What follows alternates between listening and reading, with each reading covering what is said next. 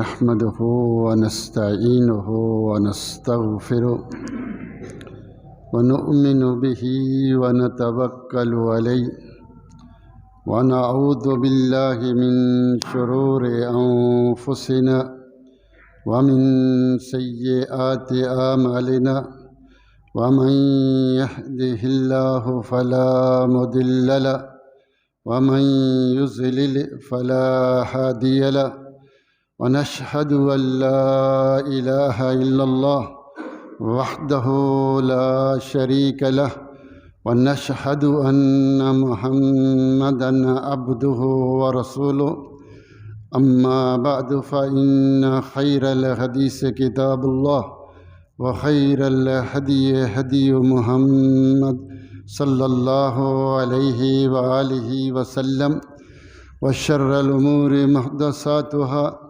وكل محدثة بدعة وكل بدعة ضلالة وكل ضلالة في النار اللهم صل على محمد وعلى آل محمد كما صليت على إبراهيم وعلى آل إبراهيم إنك حميد مجيد اللهم بارك على محمد وعلى آل محمد كما باركت على إبراهيم وعلى آل إبراهيم إنك حميد مجيد رب اشرح لي صدري ويسر لي أمري واحلل عقدة من لساني يفقه قولي رب زدني علما رب زدني علما أما بعد فأعوذ بالله من الشيطان الرجيم بسم الله الرحمن الرحيم إنا أردنا الأمانة على السماوات والأرض والجبال فأبينا أن يحملناها وأشفقنا منها وحملها الإنسان إنه كان ظلوما جهولا اللہ تعالیٰ کی حمد و ثنا اور رسول معظم صلی اللہ علیہ وآلہ وسلم پر درود السلام کے بعد محمد رسول اللہ صلی اللہ علیہ وآلہ وسلم کا فرمان ہے کہ ان الرجل لیعمل عمل اہل الجنہ فیما یبدو للناس کہ ایک آدمی جنتیوں کا کام کرتا رہتا ہے، یعنی جنت والے کام کرتا رہتا ہے، نمازیں پڑھتا ہے، روزے رکھتا ہے، زکوٰۃیں دیتا ہے، حج کرتا ہے، نیکیوں والے کام کرتا رہتا ہے، جیسے کہ ظاہر میں لگتا ہے فیما یبدو للناس، جیسے ہاں لوگوں کے ہاں ہے، حقیقت کا معاملہ اللہ جانتا ہے۔ وَهُوَ مِنْ أَهْلِ النَّارِ لیکن وہ جہنمی ہوتا ہے، اہل النار میں سے ہوتا ہے۔ اور فرمایا اسی طرح ایک آدمی ان الرجل لا يعمل عمل اہل النار فیما یبدو للناس، ایک آدمی دیکھنے میں ایسے لگتا ہے، ہماری نظر میں، لوگوں کی نظر میں ایسے لگتا ہے کہ یہ جہنمی ہے، جہنمیوں والے کام کرتا ہے، یعنی برائی کے کام کرتا ہے، اچھے کام نہیں کرتا، نماز نہیں پڑھتا، روزہ وغیرہ نہیں رکھتا، برے کام کرتا ہے، شرابیں پیتا ہے، بدکاریاں کرتا ہے، لیکن وہ هو من اہل الجنہ، لیکن وہ جنتی ہوتا ہے، وہ جنتی ہوتا ہے، لیکن کام اس کی زندگی میں جہنمیوں والے ہوتے ہیں، اور ایک کے کام جہنمیوں والے ہوتے ہیں اور وہ جنتی ہے، اور ایک کے کام جنتیوں والے ہوتے ہیں اور وہ جہنمی ہے۔ بخاری مسلم میں اس کی تفصیل کی حدیث اس طرح ہے کہ ان احدکم یجمع فی بطن امہ 40 یوما نطفہ، تم میں سے کوئی شخص اپنے ماں کے پیٹ میں ایک نطفے کی شکل میں 40 دن رہتا ہے، ثم یکون علقہ، پھر وہ ایک علقہ بن جاتا ہے، خون کا ایک لوتھڑا، ایک جوں کے وہ بن جاتا ہے، ثم مثل ذالک ثم یکون مضغہ مثل ذالک، پھر وہ اس کے بعد ایک بوٹی بن جاتا ہے، بوٹی نما انسان بن جاتا ہے. یعنی پہلے 40 دن وہ نطفہ ہو گیا، پھر 40 دن وہ علقہ ہو گیا، پھر 40 دن مضغہ ہو گیا، پھر 40 دن کے بعد یعنی 4 مہینے کے بعد پھر کیا ہوتا ہے؟ ثم یاتی الملک، پھر ایک فرشتہ آتا ہے. ثم یرسل الیہ ملک، ایک فرشتہ اس کی طرف بھیجا جاتا ہے. فینفخ فیہ روح، وہ اس میں روح پھونک دیتا ہے. یعنی نطفہ، علقہ، مضغہ، پھر 40 دن کے بعد فرشتہ آ کر اس کے اندر روح پھونک دیتا ہے. اور یؤمر باربع کلمات، تو 4 چیزیں پھر اس کے لیے لکھ دی جاتی ہیں. ان میں سے پہلی چیز سے یکتب رزق ہو، اس کا رزق لکھ دیا جاتا ہے کہ یہ کتنا کھا کے مرے گا، کیا کیا کھانا ہے اس نے، کیا کیا پینا ہے، وہ لکھ دیا جاتا ہے. جب تک وہ کھا نہ لے پی نہ لے وہ مر نہیں سکتا. تو پہلی چیز سے انسان ابھی ماں کے پیٹ میں ہوتا ہے تو اس کا رزق لکھ دیا جاتا ہے، اس کا رزق کوئی اور نہیں کھا سکتا. وَأَجَلُهُ، اور کتنا عرصہ زندہ رہے گا، کتنے سال، کتنے مہینے، وہ لکھ دیا جاتا ہے. اس سے پہلے مر نہیں سکتا جب تک وہ زندگی پوری نہ ہو جائے، وہ سال جو لکھ دیے گئے ہیں پورے نہ ہو جائیں. اور پھر تیسری چیز وَعَمَلُهُ، اس نے کیا کیا کام کرنے ہیں، کہاں کا نوکری کرنی ہے، کیا کیا کاروبار کرنے ہیں، کہاں کہاں سفر کرنا ہے، کیا کیا کرنا ہے، یہ بھی لکھ دیا جاتا ہے. اور چوتھی چیز جو لکھ دی جاتی ہے کہ شقی او سعید، کیا یہ جنتی ہے یا جہنمی ہے، یہ بھی لکھ دیا جاتا ہے. تو یہ 4 چیزیں لکھ دی جاتی ہیں. انسان ابھی ماں کے پیٹ میں ہوتا ہے کہ اس نے کیا کیا کھانا ہے اور اس کی عمر کتنی ہے اور کیا کیا کرے گا، جنتی ہے یا جہنمی، یہ 4 چیزیں لکھ دی جاتی ہیں. اور اللہ کے رسول صلی اللہ علیہ وسلم نے ارشاد فرمایا فوالذی لا الہ الا اللہ لا الہ غیرہ، اس ذات کی قسم جس کے علاوہ کوئی دوسری ذات نہیں ہے. ان احدکم لا یعمل بعمل اہل الجنہ، تم میں سے کوئی ایک ایسا لگتا ہے ظاہری طور پر کہ وہ جنتی ہے اور جنتیوں والے کام کر رہا ہوتا ہے، بڑا نیک، بڑا صالح، بڑا اچھا، حتی لا یکون بینہا و بینہ الا ذراع، یہاں تک کہ اس کے اور موت کے درمیان صرف ایک بالشت باقی رہ جاتا ہے. یعنی تھوڑے سے دن، 1 دن، آدھا دن، ایک بالشت باقی رہ جاتا ہے یا اس سے بھی کم. تو وہ کیا کہتا ہے کہ وہ وَيَسْبِقُ عَلَيْهِ الْكِتَابِ، تو جو پہلے لکھ دیا گیا ہے وہ کتاب سبقت لے جاتی ہے. فَيَعْمَلُ بِعَمَلِ أَهْلِ النَّارِ وَيَدْخُلُ النَّارِ، اب وہ جہنمیوں والے کام کر کے تو جہنمی بن جاتا ہے، جہنمیوں والے کام کر کے جہنمی بن جاتا ہے.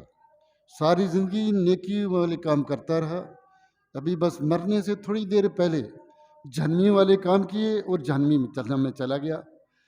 اسی طرح ایک آدمی کیا کرتا ہے کہ ساری زندگی جہنمی والے کام کرتا ہے. انہ لا یعمل بعمل اہل النار، جہنمیوں والے کام، یہاں تک کہ اور اس کی موت کے درمیان ایک بالش تھوڑا سی دیر رہ جاتی ہے تو مرنے سے پہلے وہ جنتیوں والے کام کرتا ہے اور وہ جنت میں چلا جاتا ہے. اور وہ کیا جنت میں چلا جاتا ہے. تو اب یہ مسئلہ بڑا مسئلہ ہے.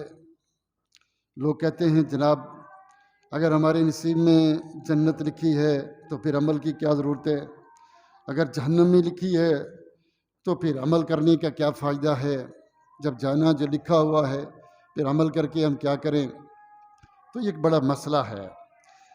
بڑی مہربانی بچوں کو کر دیں، آپ بھی ڈسٹرب نہ ہوں، میں بھی ڈسٹرب نہ ہوں، بچوں کو پیچھے کریں اور باہر بٹھا دیں تاکہ اچھی طرح یہ مسئلہ سمجھ آ جائے. میں نے کئی دفعہ آپ کو کہا ہے کہ سمجھداری کا طریقہ یہ بچوں کو لگائیں ضرور، لیکن گھر سے تربیت کر کے لایا کریں. بچہ وہاں شور نہیں کرنا، باتیں نہیں کرنا. اب وہ بیچارہ پلٹیاں کھا رہا ہے تو تھوڑا سا دیکھیں مہربانی. آپ سب کا خطبہ خراب نہیں کریں, بڑی مہربانی. میری تقریر چھوڑ کے لوگ اس کو پیچھے دیکھنے شروع ہو جاتے ہیں تو وہ بات مسئلہ خراب ہو جاتا ہے. مجھے بچوں سے کوئی تکلیف نہیں, تاکہ بات آپ کی سمجھ میں آ جائے. ایک دفعہ اللہ کے رسول صلی اللہ علیہ وسلم ایک غزوے میں تھے, جہاد ہو رہا تھا. ایک آدمی بڑی بہادری سے لڑتا تھا, اتنی بہادری سے کہ صحابہ نے کہا ما اجزا احدن ما اجزا, کیا یہ اجر و ثواب لے گیا, بڑا اس نے ثواب کما لیا, اتنی جرأت سے اتنی بہادری سے لڑ رہا ہے, یہ تو جنتی ہے. لیکن اللہ کے رسول صلی اللہ علیہ وسلم نے کہا انہ من اہل النار, یہ تو جہنمی ہے. تو صحابہ نے کہا قالوا اینا من اہل الجنہ ان کان ھذا من اہل النار, اگر یہ جہنمی ہے تو ہم میں سے کون جنتی بن سکتا ہے؟ یعنی اتنا زبردست جہاد کرنے والا اگر جہنمی ہے تو ہم کیسے جنتی بنیں گے؟ یعنی یہ بہت اچھا کام کر رہا ہے, جہاد کر رہا ہے, تو ہم تو سوچتے تھے تو یہ تو جنت کے بڑے درجات لے گیا, اونچے جنت الفردوس میں بڑا ثواب کما گیا. لیکن اللہ کے رسول صلی اللہ علیہ وسلم نے کہہ دیا کہ میں تو اس کو جہنم میں دیکھ رہا ہوں, یہ جہنمی ہے. تو اگر یہ جہنمی ہے تو ہم تو اس کے مقابلے میں ہمارا عمل بہت چھوٹا ہے, تو ہم کیسے جنت میں جائیں گے؟ تو ایک آدمی جو سلونی میں سے تھا, فقال رجل, انہی لوگوں سے کھڑا کہ میں اس کو دیکھوں کہ یہ کیسے مرتا ہے, کیا اس کا معاملہ ہے. کہتے ہیں میں نے اپنی نگاہیں اس پہ گاڑ لیں کہ کیسے جہاد کرتا ہے, کیا کرتا ہے. کہتے ہیں لڑتے لڑتے زخمی ہوا, تو زخمی ہونے کے بعد اس کو برداشت نہیں ہوا, اپنی تلوار اپنے یہاں نیچے رکھی اور اپنے آپ کو خودکشی کر لی, اپنے آپ کو قتل کر دیا, یعنی اپنے آپ کو مار لیا. اب جو شخص اپنے آپ کو مار دے تو وہ جہنمی ہے, وہ جہنم میں جائے گا, چونکہ یہ منع ہے, اس سے برداشت نہ ہوا اور اس نے یہ کیا گیا. چونکہ اللہ کے رسول غیب نہیں جانتے تھے, اللہ نے وحی کے ذریعے بتا دیا. وہ شخص واپس آ کر کہنے لگا اللہ کی قسم آپ اللہ کے رسول ہیں, اس لیے کہ میں نے دیکھا کہ اس شخص نے زخمی ہوا, گرا, پھر تکلیف برداشت نہیں کر سکا اور اپنے آپ کو قتل کر دیا, تو آپ واقعی اللہ کے رسول ہیں. تو یہ اس طرح کی بے شمار حدیثیں ہیں کہ جو لکھا ہوا ہے وہ سبقت لے جاتا ہے. تو اس کا صحیح معنی کیا ہے, صحیح مفہوم کیا ہے, صحیح مراد کیا ہے؟ تو آپ میری بات غور سے سنیے گا کہ شاید آپ کے کچھ سمجھ میں آ جائے. تو اللہ رب العزت قرآن میں کہتے ہیں کہ انا اردنا الامانۃ علی السماوات والارض والجبال, کہ ہم نے امانت کو آسمانوں پہ پیش کیا, زمین پر پیش کیا, پہاڑوں پہ پیش کیا. فابینا ان یحملناها, تو انہوں نے اس امانت کو اٹھانے سے انکار کر دیا کہ ہم نہیں اٹھا سکتے. واشفقنا منها, اور وہ اس سے ڈر گئے. وحملها الانسان, لیکن انسان نے اس کو اٹھا لیا, اس امانت کو. انہ کان ظلوما جہولا, یہ ظلم کرنے والا بھی ہے اور جاہل بھی ہے. یعنی اللہ نے امانت کو اس مخلوق کے اوپر پیش کیا کہ اس امانت کو کون لے گا. سب نے انکار کر دیا, لیکن انسان نے کہا اس نے کہا میں لے لیتا ہوں, میں اٹھا لیتا ہوں. وہ امانت کیا تھی جس کو اللہ تعالیٰ نے آسمانوں اور زمینوں پر پیش کیا, لیکن سب نے انکار کر دیا, انسان نے اٹھا لیا. وہ امانت یہ تھی کہ اللہ رب العزت ایک اختیار دینا چاہتا تھا, ایک اختیار دینا چاہتا تھا کہ میں کسی کو اختیار دوں اور وہ اپنی مرضی سے عمل کر کے جنت میں جائے, اپنی مرضی سے عمل کرے اور جنت میں جائے, اپنے ارادے سے, اپنے اختیارات سے. تو آپ کو پتہ ہے مخلوق جو بنی ہوئی ہے, آسمان, زمین, سمندر, پہاڑ, جتنی مخلوق ہے وہ انکار نہیں کر سکتی. اس میں یہ صلاحیت ہی نہیں ہے کہ اللہ کے حکموں کا انکار کریں, ان میں یہ وصف ہی نہیں ہے. جیسے کمپیوٹر میں ہوتا ہے نا, کہتے ہیں یہ چپس ہی نہیں لگی ہوئی, اس میں یہ سسٹم چلتا ہی نہیں. وہ اللہ کی نافرمانی کر ہی نہیں سکتے, فرشتے نہیں کر سکتے. لیکن اللہ نے کہا میں ایک ایسی مخلوق پیدا کروں کہ جس کو میں ارادہ دوں, اختیار دوں, سوچ دوں, عقل دوں, اور پھر اپنی مرضی سے وہ عمل کرے اور میں اس کو جنت الفردوس دوں. اور اگر وہ اس کو عمل نہ کرے، اس امانت کو نہ اٹھائے، تو میں اس کو جہنم دوں۔ یعنی ایک پیکیج ہے، کون یہ کرے گا؟ سب نے انکار کر دیا۔ انسان نے کہا میں اپنی مرضی سے عمل کر کے جنت میں جاؤں گا۔ اللہ نے کہا اگر عمل نہ کر سکے تو جہنم ہے۔ نہیں، میں جہنمیوں والے کام نہیں کروں گا، میں جنتیوں والے کروں گا اور جنت میں جانا چاہتا ہوں۔ انسان نے اس کو اٹھا لیا، اس وزن کو۔ حدیث میں آتا ہے، اس کی سند صحیح ہے، کہ اللہ تعالیٰ نے آدم علیہ السلام کو جب پیدا کیا، انہیں کہا اس امانت کو اٹھاؤ، جس کو ہم نے پہاڑوں پر پیش کیا تھا انہوں نے اٹھانے سے انکار کر دیا، اور اگر تم اس امانت کو اٹھاؤ گے تمہارے لیے جنت ہے، میں تمہیں بخش دوں گا، اور اگر نہیں اٹھایا تو جہنم ہے۔ انہوں نے اس کو قبول کیا، اور جب اس امانت کو اٹھایا، عصر کے وقت اٹھایا اس چیز کو، اور رات تک شیطان نے ان کو گمراہ کر دیا، رات تک شیطان نے ان کو گمراہ کر دیا۔ اس کے بعد وہ جنت سے نکالے گئے۔ مطلب کیا ہے کہ ایک انسان برائی کر ہی نہیں سکتا، یہ ایک الگ موضوع ہے۔ فرشتہ، انسان، پہاڑ، درخت، یہ برائی کر ہی نہیں سکتے۔ ان من شیء الا یسبح بحمدہ، ساری کائنات اللہ کی تسبیح بیان کر رہی ہے۔ انسان اور جن نے یہ کہا کہ ہم کریں گے، ہم اپنی مرضی سے جنت الفردوس میں جائیں گے، اور اس کو اٹھا لیا۔ اور اس سے پہلے اللہ نے ان کو الست بربکم قالوا بلا، اللہ نے ان سے وعدہ بھی لے لیا کہ میں تمہیں دنیا میں بھیجوں گا، اور وہاں پر جا کر الٹے کام نہیں کرنا، کیا میں تمہارا رب ہوں کہ نہیں؟ سب نے گواہی دی تو ہمارا رب ہے، تیری عبادت کریں گے، شرک نہیں کریں گے۔ اللہ سے وعدہ بھی لے لیا، انہوں نے بھی وعدہ کر لیا، اور یہ پیکج بھی لے لیا تھا اس سے پہلے۔ اب جب ادھر آئے، اس دنیا میں آ گئے، ہم آ گئے اس مخلوق، اس دنیا میں، تو اللہ نے ہمیں وہ وعدہ یاد دلانے کے لیے رسولوں کو بھیجا، کتابیں اتاری، رسولوں نے آ کر ہمیں سمجھایا یہ جنت کا راستہ ہے، یہ جہنم کا راستہ ہے، یہ کرو، یہ نہ کرو، یہ کرو تاکہ جنت میں جا سکو، یہ نہ کرو کہیں جہنم میں نہ چلے جاؤ۔ اللہ نے کتابیں اتاری، تورات، انجیل، زبور، قرآن، اور رسولوں کو بھیجا، وہ ہمیں سمجھاتے رہے وہ ہمیں سمجھاتے رہے۔ اور اس کے ساتھ ساتھ اللہ رب العزت نے ہم کو فطرت کے اوپر پیدا کیا، کل مولود یولد علی فطرت الاسلام، ہمیں عقل سلیم دی، ہمیں کان دیے، آنکھیں دیں، دل دیا، عقل دی، زبان دی، یہ سارے سسٹم دیے تاکہ حق کو قبول کر سکیں۔ رسول بھی آئے، کتابیں بھی اتری، فطرت سلیمہ بھی دی، عقل سلیم بھی دی، اور اچھائی اور برائی کے درمیان تمیز بھی دی کہ ہمارے سامنے اچھائی اور برائی آئے ہم پہچان سکیں، یہ غلط ہے، یہ صحیح ہے، یہ سسٹم بھی ہمارے اندر رکھ دیا، سب کچھ اندر رکھ دیا، ہمارے بصیرت رکھ دی، عقل رکھ دی، دل رکھ دیا، دیکھنے کے لیے آنکھیں، سمجھنے کے لیے دماغ، بولنے کے لیے، پوچھنے کے لیے زبان دی، کان دیے، تاکہ یہ سب کچھ کر کے ہمیں وہ بات یاد رہے اور ہم اس پر عمل کر سکیں، ٹھیک ہے؟ تو یہ سارا ماحول ہمیں دیا۔ یاد رکھیے گا کہ اللہ رب العزت نے ہر چیز ہمیں فری میں دی ہے، یہ جسم، یہ باڈی، اللہ ہمیں ساری دنیا فری میں دے سکتا ہے، عزتیں دے سکتا ہے، سب کچھ فری دے سکتے ہیں، لیکن اللہ نے کہا میں ہدایت فری میں نہیں دوں گا۔ یہ یاد رکھنا، میں ہدایت فری میں نہیں دوں گا، اس کے لیے آپ کو کوشش کرنی ہے۔ میں جنت فری میں نہیں دوں گا۔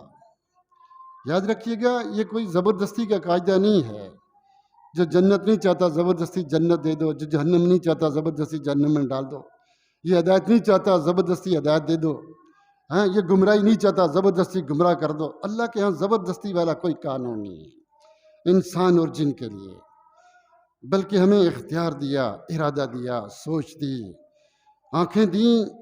دیکھیے اللہ نے پاگل پیدا کر کے عقل چھین کر کسی کو نہیں کہتا وہ پاگلو نماز پڑھو، نہیں، اللہ نے پہلے عقل دی، جسم دیا، پھر کہا نماز پڑھو، پھر کہا عقل دی، پھر کہا غور و فکر کرو، ٹھیک ہے؟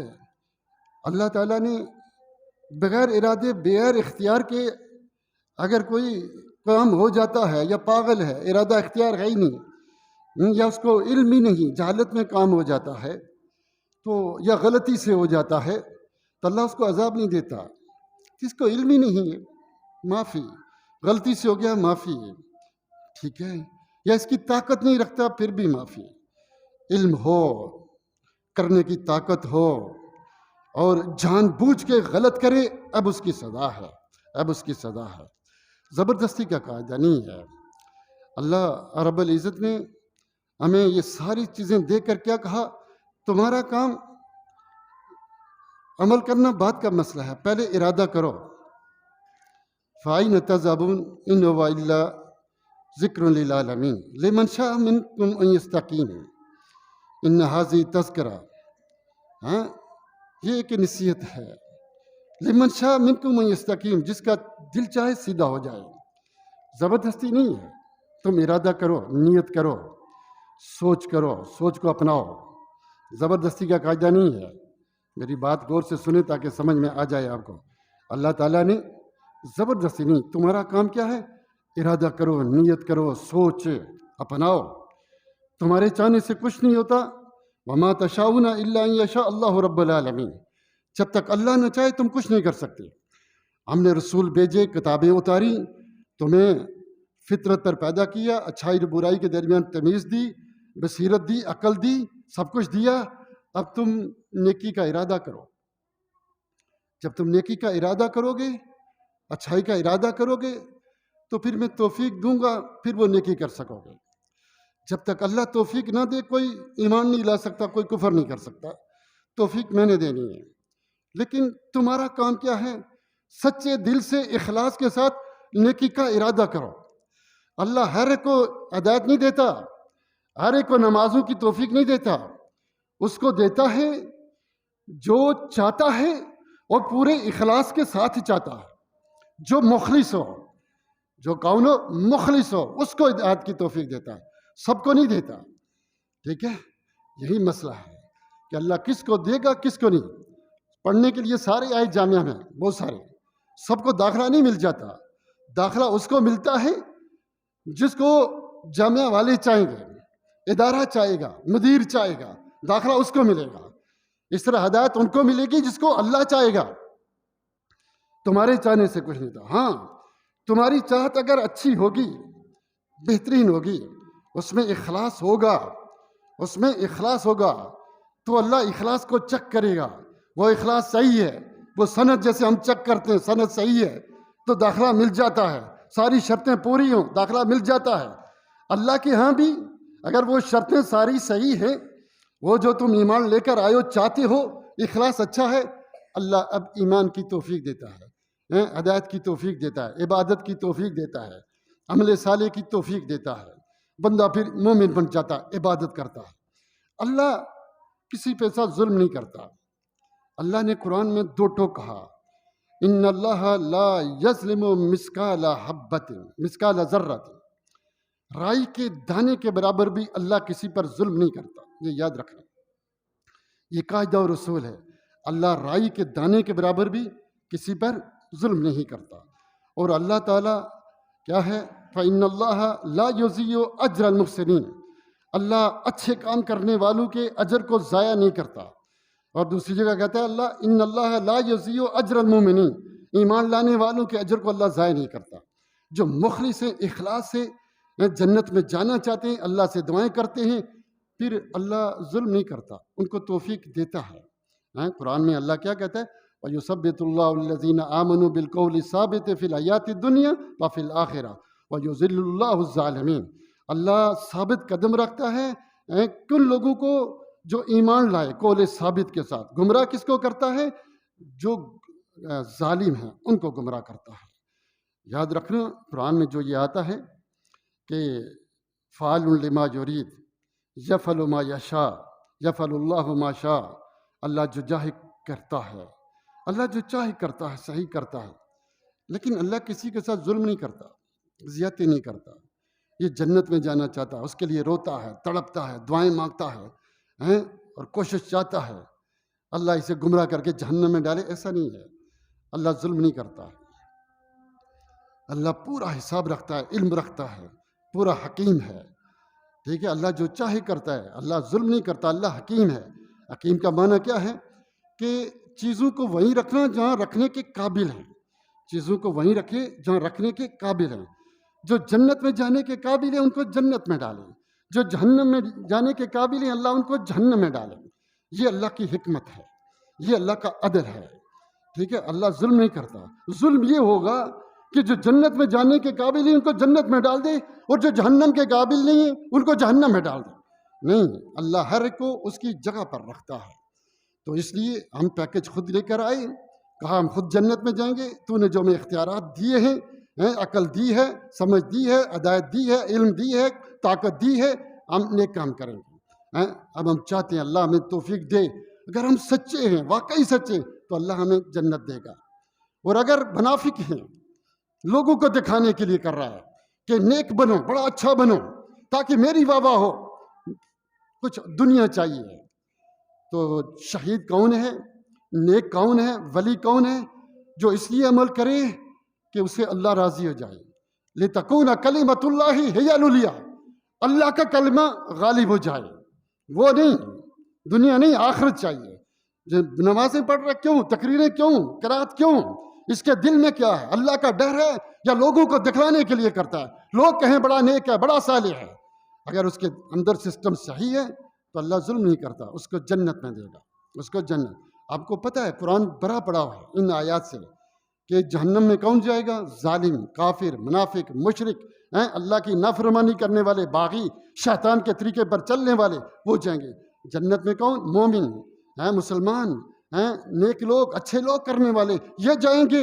یہ اللہ کے فیصلے ہیں، یعنی جو سچے دل سے جنت میں جانا چاہتے ہیں تو اللہ ان کو توفیق دیتا ہے، اسلام پر چلنے کی توفیق دیتا ہے، وہ جنتی ہے۔ ایک حدیث میں آتا ہے کہ اللہ کے رسول صلی اللہ علیہ وسلم ایک غزوے سے واپس آ رہے تھے، اور سامنے ایک عورت تھی، تو اس کو پتہ چلا کہ اللہ کے رسول اور صحابہ ہیں، وہ ان کے پاس آ گئی، کہا آپ میں سے اللہ کا رسول کون ہے؟ اس کو بتایا گیا، کہا اللہ کے رسول میرا ایک سوال ہے۔ کہا پوچھو۔ کہا کیا اللہ ماں سے زیادہ اپنے بندے سے محبت کرتا ہے؟ کہا ہاں، ماں سے کہیں زیادہ محبت کرتا ہے۔ کہا یہ میرا بچہ ہے، یہ کتنے بھی برے کام کر لے میں تو اس کو آگ میں نہیں ڈالوں گی، پھر اللہ اپنے بندے کو جہنم کی آگ میں کیوں ڈالے گا جب وہ ماں سے زیادہ محبت کرتا ہے؟ میں ماں ہوں، میں تو اپنے بچے کو آگ میں نہیں ڈالوں گی، پھر اللہ کیسے اپنے بندے کو جہنم میں ڈالے، اور وہ بھی اتنی سخت؟ اللہ کے رسول نے اپنا سر نیچے کیا، آپ کی آنکھوں سے آنسو آنا شروع ہو گئے، پھر سر اوپر کر کے اس سے کہا اللہ جہنم میں کسی کو نہیں ڈالے گا مگر اس کو جو حد سے گزر جائے، جو حد سے زیادہ گزر جائے، بدماش، گمراہ، وہ چاہے گا۔ ماں جو ہے وہ محبت ضرور کرتی ہے لیکن عدل نہیں کرتی، وہ کہتی ہے میرا بیٹا کسی کی عزت لوٹ لے، کسی کا مال کھا لے، کسی کو قتل کر لے، یہ بچ جائے، اس کو کچھ نہ ہو۔ یہی ہوتا ہے نا، ہم کہتے ہیں اپنوں کو بچا لو، باقی سارے بھوکے مر جائیں، میرا قبلہ، میرا گھر، میرا یہ کھائے پیے، یہ عدل نہیں کرتی۔ اللہ کے ساتھ کسی کی رشتہ داری نہیں ہے، یہ ساری مخلوق اللہ کے بندے ہیں، اللہ نے سب کے ساتھ انصاف کرنا ہے، سب کو حق دینا ہے۔ افنجعل المسلمین کالمجرمین، کہ نیک کام کرنے والے، اچھے بھی کرنے، برے دونوں برابر ہیں، دونوں کو ایک ہی جگہ ڈال دیں؟ نہیں، جو اچھے کام کریں گے اگر دونوں اس کے بیٹے ہوں تو پھر پتہ چلے گا انصاف کیا کریں۔ تو مطلب کیا ہے کہ اللہ عدل کرتا ہے، اللہ حکیم ہے، اللہ ماں کی طرح محبت نہیں کرتا کہ کچھ بھی کر لے وہ پھر بھی کہتی ہے ٹھیک ہے آ کے بیٹھ جا، نہیں، اللہ عدل و انصاف کرتا ہے کہ جو اچھے کام کریں وہ جنت الفردوس میں جائیں، جو ظالم ہیں، جو حد سے گزرنے والے، باغی ہیں، منافق ہیں، کافر ہیں، بدماش ہیں، لوگوں کی عزتیں لوٹ رہے ہیں، لوگوں کا قتل عام کر رہے ہیں، یہ جہنم میں جائیں، ان کو سزا ملنی چاہیے، اور صبر کرنے والوں کو جزا ملنی چاہیے، دونوں ایک ہی جگہ ہو جائیں، یہ زیادتی ہے۔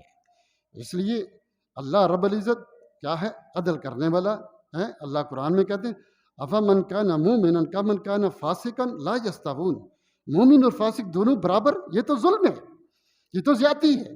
قاتل بھی وہی، اچھے کام کرنے والا بھی وہی، اسکول میں کیا ہے، محنت کرنے والا بھی پاس اور نہ کرنے والا بھی پاس، پڑھا لکھا بھی پاس، ان پڑھ بھی پاس، یہ تو زیادتی ہے۔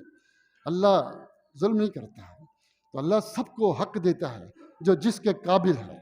تو اس لیے ہمارے دلوں میں کیا ہے، ہم چاہتے کیا ہیں، ہم اگر مخلص ہیں، اچھے ہیں، اندر سے سسٹم صحیح ہے، اللہ ظلم نہیں کرتا، اللہ حکیم ہے، اللہ ہمیں توفیق دیتا ہے، اللہ ہمیں توفیق دیتا ہے۔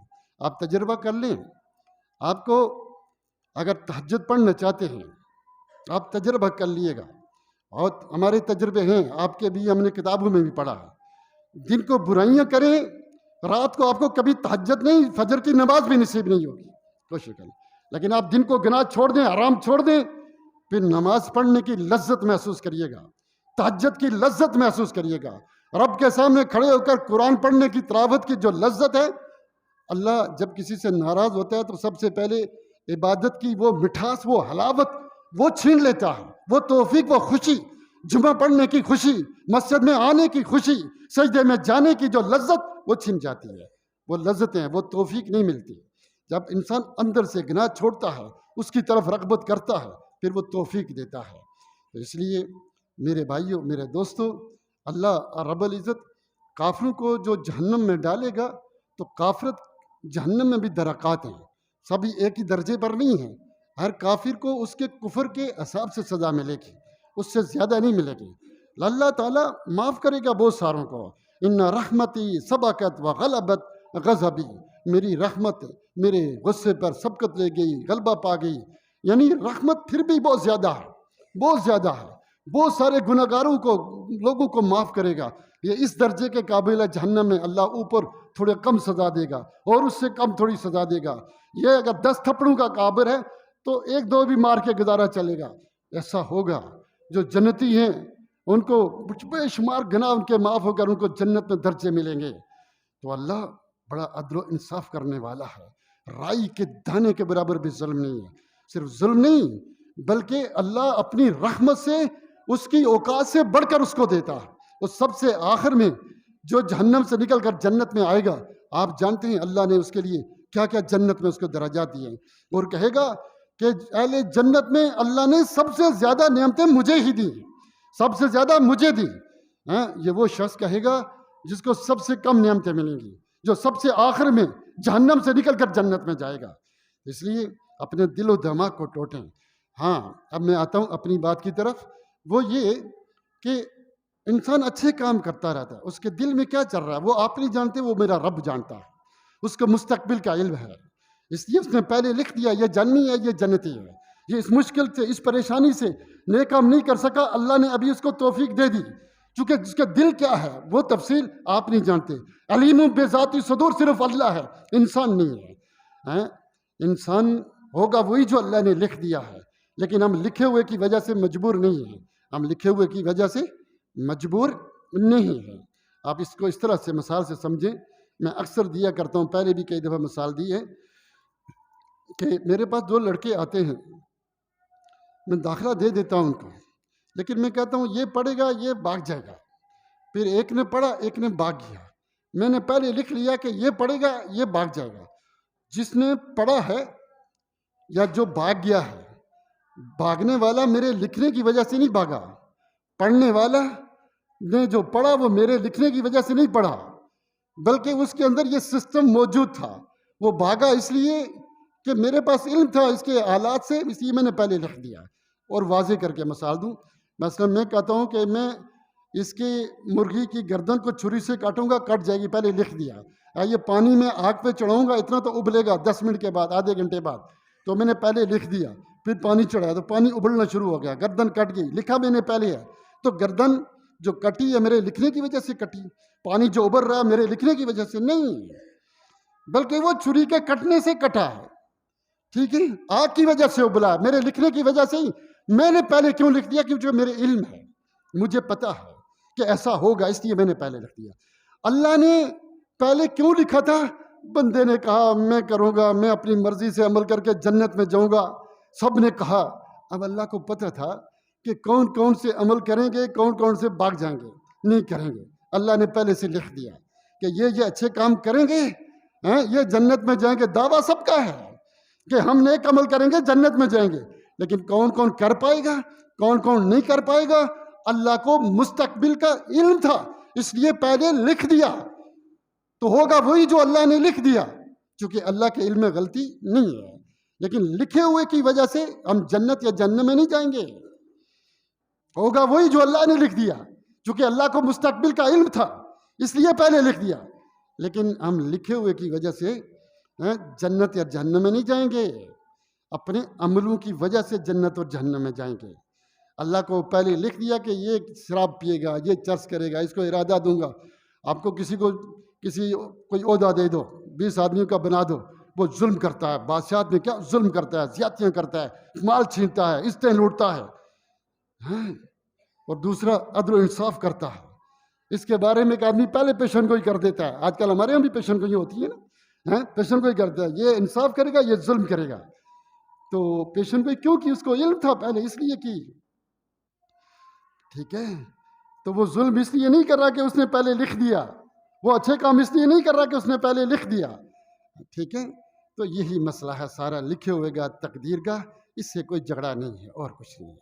ہاں، اللہ تعالیٰ دلوں کو دیکھتا ہے۔ اللہ تعالیٰ کس کو دیکھتا ہے؟ دلوں کو دیکھتا ہے، تمہاری شکلیں نہیں دیکھتا، تمہاری کون سی نسل ہے، کہ دل میں کیا چل رہا ہے، کتنا اخلاص ہے۔ اللہ پھر اس کو آزماتا ہے، چیک کرتا ہے کہ واقعی یہ مخلص ہے، کیا واقعی یہ جنت میں جانا چاہتا ہے، تسلی سے محنت کر رہا ہے۔ میں دیکھیے مثال دیتا ہوں، اب ذرا غور کریے گا۔ آپ یہاں سیکھنے کے لیے آیا کریں، سونے کے لیے نہیں۔ بعض لوگوں کو کوئی عجیب تکلیف ہوتی ہے کہ ہل رہے ہوتے ہیں، چل رہے ہیں، ادھر دیکھ رہے ہیں، ادھر دیکھ رہے ہیں، بات سننے کا ان کا شاید دل ہی نہیں چاہتا ہے۔ اکثر ساتھی ماشاءاللہ توجہ سے بات سنتے ہیں، بعض کو شاید لگتا ہے کوئی پیٹ میں درد ہے، کوئی چل ہے، ہل رہا ہے، کبھی دھائیں، پتہ نہیں کیا زلزلہ آیا۔ پوری توجہ سے بات سنا کریں تاکہ سمجھ میں آئے۔ حدیث میں آتا ہے کہ بندے کی دعا ضرور قبول ہوتی ہے جب تک وہ جلدی نہ کرے۔ صحابہ نے کہا مل استجال ہو یا رسول اللہ، جلدی کیا ہوتی ہے؟ اب سمجھ نہیں۔ کہا بندہ دعا مانگتا ہے پھر چھوڑ دیتا ہے، کہتا ہے یار پورا مہینہ میں نے دعائیں مانگی، قبول ہی نہیں ہوئی، چھوڑو، چھڈو پھرو، قبول ہی نہیں ہوتی، اللہ میری سنتا ہی نہیں۔ او بھائی، اللہ نے شیطان کی سن لی، سب سے بدترین۔ اب شیطان سے برے تو نہیں، شیطان کی دعا قبول ہوئی کہ نہیں؟ اس سے تو برے نہیں ہے نا، اس سے کم ہی درجے پر ہیں۔ تو اللہ سب کی سنتا ہے، شیطان کی سن سکتا ہے، اب کی کیوں نہیں مانگیں، اور چھوڑ دیتا ہے، دعا نہیں مانگتا کہ قبول ہی نہیں ہوتی۔ یہ کیا ہے؟ لا تقنطوا من رحمت اللہ، اللہ کی رحمت سے نا امید ہو گیا۔ اس کو مانگنا چاہیے، مانگتا رہے، مانگتا رہے، دعا ضرور قبول ہوتی ہے۔ مانگو، دیر سے صبر کرو۔ بچہ پیدا ہوتا ہے راس کو کھینچ کھینچ کے تھوڑا بڑا ہوتا ہے، صبر کرنا پڑتا ہے، کچھ عرصہ ہوتا ہے، پھر اس کے بعد نتیجہ ملتا ہے، جوان گبرو بنتا ہے۔ اس کے لیے کتنی محنتیں کرتے ہیں، پوٹیاں، پیشاب، پیمپر، کھانا پینا، پتہ نہیں کیا کیا کرتے ہیں، پھر بڑا ہوتا ہے۔ تو جنت ملنی ہے تو تھوڑا صبر کریں، تھوڑی مشکلوں پہ صبر کر لیں، جنت الفردوس ملنے والی ہے۔ اللہ کی عبادت کرو موت تک، حتیٰ یاتیک الیقین، موت تک۔ جلدی ہو یار، اتنی پورا مہینہ رمضان میں نماز ہی پڑھے، صدقہ کیا، عبادت قبول ہی نہیں، چھوڑ دیتا ہے۔ یہ کیا ہے؟ جب چھوڑا، اس کی نیت ٹھیک نہیں تھی، اللہ جانتا ہے کہ یہ چھوڑ دے گا، ہمیں نہیں پتا، ہمیں خود اپنا بھی نہیں پتا۔ ہم کہتے ہیں آج کے بعد تہجد پڑھیں، 2-4 دن کے بعد نیت خراب ہو جاتی ہے، ہمیں خود بھی نہیں پتا، لیکن اللہ جانتا ہے، ہماری فطرتیں جانتا ہے، ٹھیک ہے۔ ہمیں اختیارات دیے ہیں، ہمیں سوچیں دی ہے، ٹھیک ہے۔ آنکھ دی ہے نا کہ یہ نہ دیکھ، سب کچھ دیکھ، یہ بول غیبت نہ باقی سن، یہ گانے نہ سن، باقی سب کچھ سن، یہ غلط چیزیں نہ سوچ، صحیح سوچ، اور ہمیں اختیار دے دیا۔ ہم یہ لڑکی کے سامنے آ گئی، محرم رشتہ نہیں ہے، میرا کام ہے نا پہلی نظر معاف، جو غلطی سے پڑ گئی وہ معاف، باقی ادھر کر سکتا ہوں، گردن مڑتی ہے نہیں، اگر گردن نہیں مڑتی یا علم نہیں ہے تاکہ پھر اللہ پکڑتا بھی نہیں، جان بوجھ کے کرو، جان بوجھ کے غیبتیں کرو، اور پتہ ہے نا غیبت میں نے پھر کیوں برائیاں کر رہا ہوں۔ وہ برائی کرنی ہے تو اپنے ابا جی کی کریں، ان کو آپ کی نیکیوں کی ضرورت ہے، لوگوں کو اپنی نیکیاں کیوں دیتے ہیں؟ تو میں یہ کہہ رہا تھا کہ عبادت کرنی ہے، موت تک کرنی ہے، موت تک۔ اللہ کی رحمت سے نامید کافر ہوتے ہیں، آپ کافر کیوں بنتے ہیں؟ کیوں دعائیں چھوڑتے ہیں؟ کیوں عبادت؟ اخلاص۔ سوچیں، اگر میرے اندر اخلاص ہوگا، میرے اندر اچھائی ہوگی تو اللہ نے مجھے جنتی لکھے گا۔ اگر میرے اندر فساد ہے، میری نیت خراب ہو گئی، منافق ہوں، تو پھر تو جہنم ہے۔ اس لیے اپنی اصلاح کرو، اپنی اصلاح کرو، یہ نا جی تقدیر میں لکھا ہوا ہے، کیا کرنا ہے چھوڑو، ایسا کوئی چکر نہیں میرے بھائیوں. وہ ساری باتیں ہیں، وقت ختم ہو گیا، میں اپنی بات ختم کرتا ہوں. جس کو نہیں سمجھ آئے وہ بعد میں آ کے پوچھ لو. خیر ایسی تکلیف اب کرتے نہیں ہیں. آخر دعوانا الحمدللہ.